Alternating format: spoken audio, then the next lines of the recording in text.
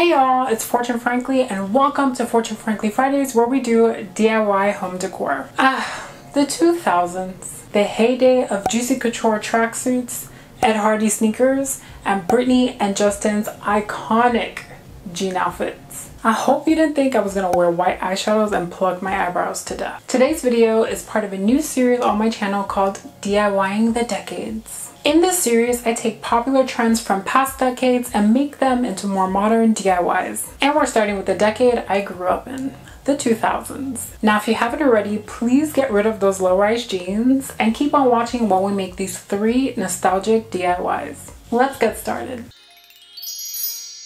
Before Modern Farmhouse, there was Shabby Chic. Now, Shabby Chic walked so that Modern Farmhouse could run. There was a lot of chalk paint, a lot of distressed furniture, and I'm sure some distressed grandmothers too. For project number 1, we'll be taking some of that Shabby Chic inspo and making a vase. For this project, you'll need a carafe, hot glue gun, chalk spray paint, and regular chalk paint. I had everything except the carafe, which I got from IKEA. Starting with the carafe, we're going to be drawing our design on it with a dry erase marker. Now I'm going to do a line drawing. You can really do whatever type of drawing you like, and it's totally okay if you make mistakes here. We're going to be painting it so none of these lines will show through. Now taking a hot glue gun, we're just going to glue over the lines that we drew to make a kind of 3D effect. You don't have to be super neat here. It's okay if the lines aren't perfect. I think it gives the vase some character. I did use a craft knife to clean up some of the edges, but for the most part, I just left it as is. Now we're going to spray paint it with this chalk paint. This is in the color Serenity Blue. And I'll be taking some regular chalk paint and mixing it with a little bit of water so that we have something that's a little more viscous.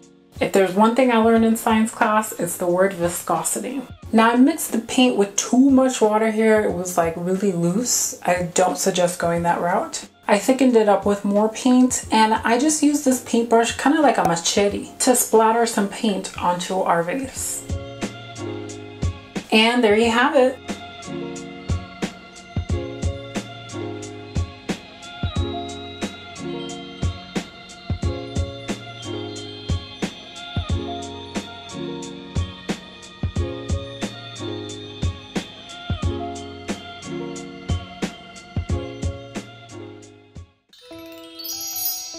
There was a time when mason jars were everywhere. People used them as storage, as cups, and I even heard that they're good for canning. This was around the same time where we kept hearing that the boy who lived still survived. That's Harry Potter. For those of you who never got your letter from Hogwarts, I'm so sorry. We'll be combining these 2 trends to make our very own Butterbeer scented potpourri. For this project, you'll need a jar with a lid, butterscotch fragrance oil, cinnamon sticks, brown sugar,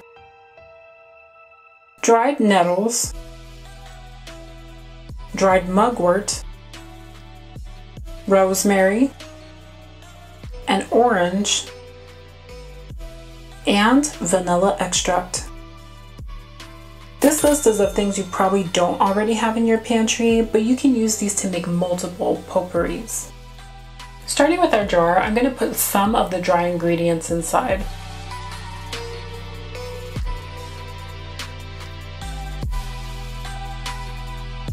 I'm going to set the rosemary aside for now and work on our herbs.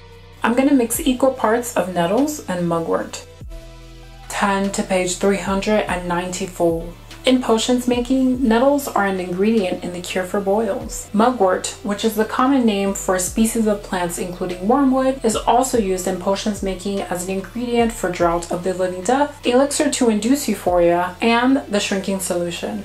Once I finish mixing those up, I'm going to put it in a little organza bag and hang it off the side of our jar.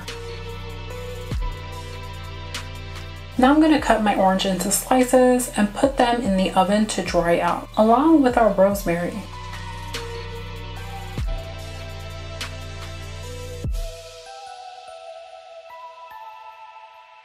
Now I put this oven at the lowest temperature it could go, which was 170 degrees Fahrenheit. And I ended up leaving the rosemary in the oven for about an hour and a half. I put the oranges back in the oven and left those for about 8 hours in total. Here's how they both looked after being dried out.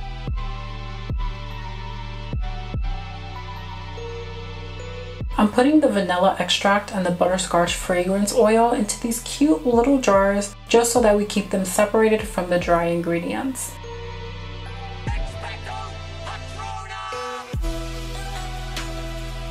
This makes awesome decoration and is a perfect gift for someone in your life who loves Harry Potter.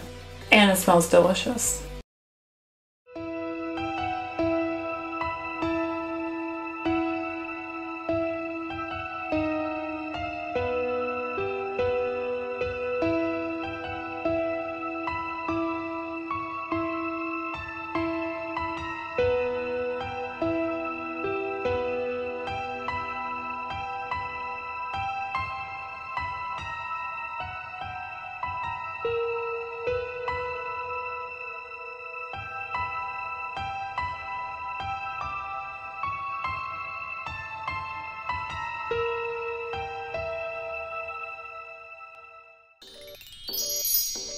So friendship bracelets aren't exclusive to the 2000s, and my mom will not let me forget that she used to make these as a kid in the 70s. But I will say that they have been popular in the US ever since then, including the 2000s. For project number 3, we're going to be taking a friendship bracelet pattern and using it to make our very own bookmark. For this project, you'll need embroidery floss, and that's it.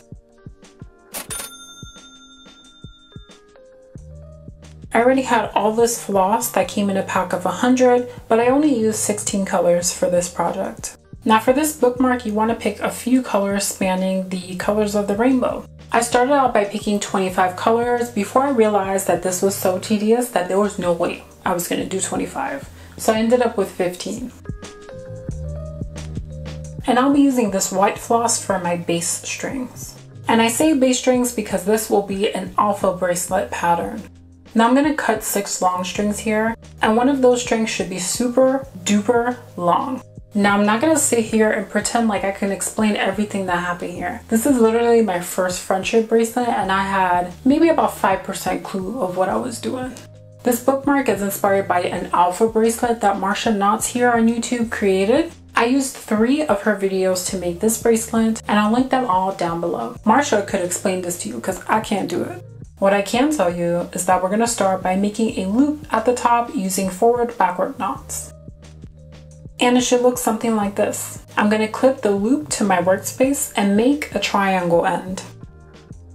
Once I've gone far enough down with the white where I think it looks good, I'm going to start weaving in the rainbow colors. Now I did alter Marsha Knot's pattern just a little bit, and I'll explain what I'm doing a little later once I get the hang of it. For now, y'all can just watch.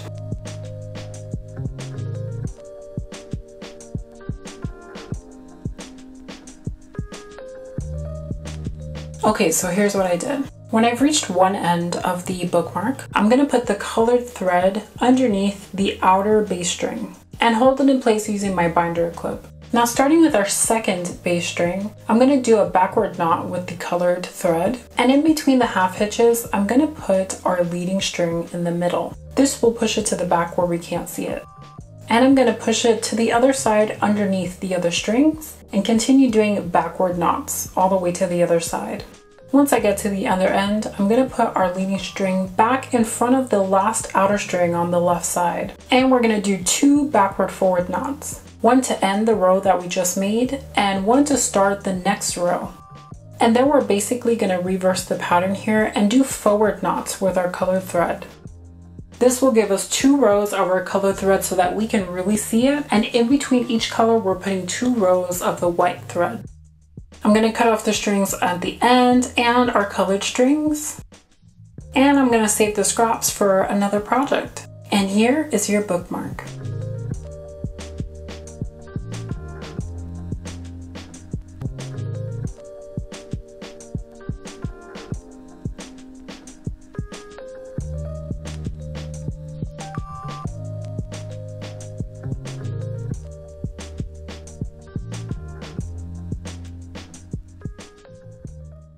Alright, welcome back. Now it's really hard for me to pick a favorite in this video. I love the Harry Potter potpourri that I made, but I'm also really proud of that bookmark. It was so tedious at my first time doing such a thing, but it came out pretty nice. But I'm curious to hear, what was your favorite project? You can let me know in the comments down below, or just give me a compliment. That's fine too. I hope everyone is staying safe out there and wearing masks when you go out. Also a reminder that Black Lives Matter and that we still need justice for people like Breonna Taylor, George Floyd, and Ahmaud Arbery. My Black Lives Matter syllabus is linked in the description bar below. And as always, thanks for watching.